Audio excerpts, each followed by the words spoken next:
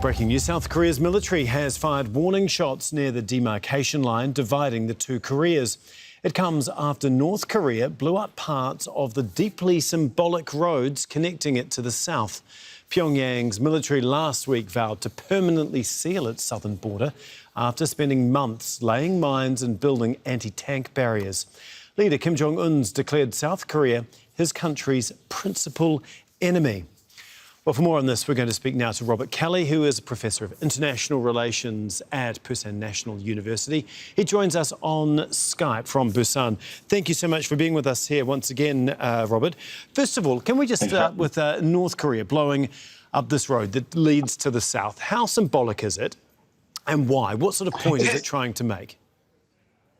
Sure. Well, it definitely is symbolic, right? There are a whole series of sort of inter-Korean projects that get touted, particularly by progressive governments in South Korea who want better relations with North Korea. There's a whole series of these projects that have sort of been brought up over the last 20, 25 years that sort of have kind of attempted to bridge the gap between the two Koreas. You know, there have been sort of reforestation programs and occasional exchanges and things like that. There were sort of tourism sites in North Korea that South Koreans could go to.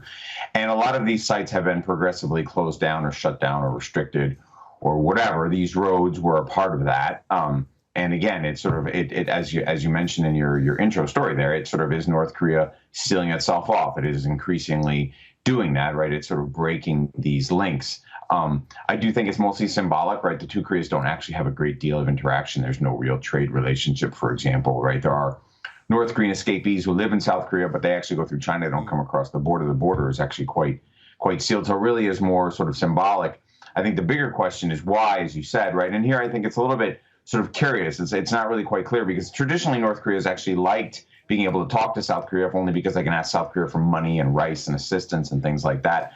But in the last year or so, this government has taken the North Korean government has taken a pretty hard line against this current South Korean government. You have a conservative in power who's hawkish on North Korea. That might be it, but it's not really clear why North Korea has suddenly chosen in the last 8 months, 10 months to pull back so sharply. Yeah, I guess in response, we've seen that South Korea fired warning shots. I mean, how inflammatory is that? And do you expect to see more tit for tat along that border?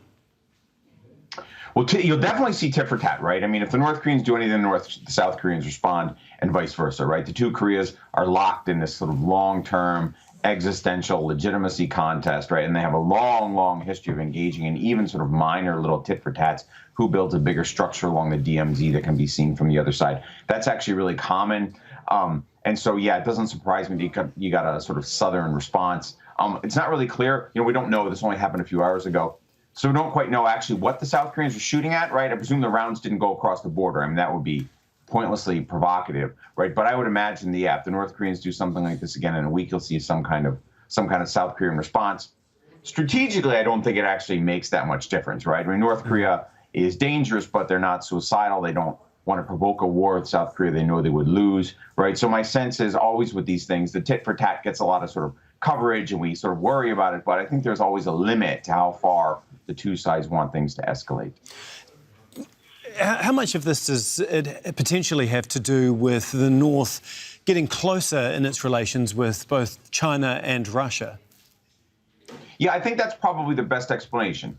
Again, we don't know. You know, we don't really have a good sense of why North Korea does things. Our criminology, if you will, about Pyongyang is pretty poor, right? We tend to look at photographs of who's standing next to the leadership and make guesses from it. I mean, it really is kind of primitive like that. But as the United States and China have pulled apart, as North Korea has grown closer to Russia because of the Ukraine war, there was a deal between Russia and North Korea about, I think, 6 months ago, where the North Koreans gave ammunition to the Russians in exchange. We're not quite sure what the Russians gave to North Korea. But if North Korea is sort of throwing its lot in increasingly with Russia and with China because of the Sino-American division, then, North Korea doesn't need South Korea anymore, right? I mean, if China is there and is going to be a more loyal patron to North Korea, if the Russians are also there providing sanctions evasion and a place for North Korean illicit monies to go and stuff like that, then you can draw a harder line with South Korea. And that sort of gets to this larger idea that China, Russia, North Korea, Iran are this kind of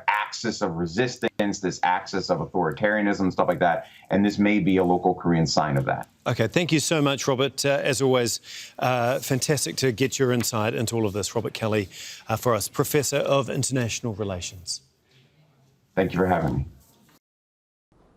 Make sure to subscribe to our channel to get the latest news from Al Jazeera.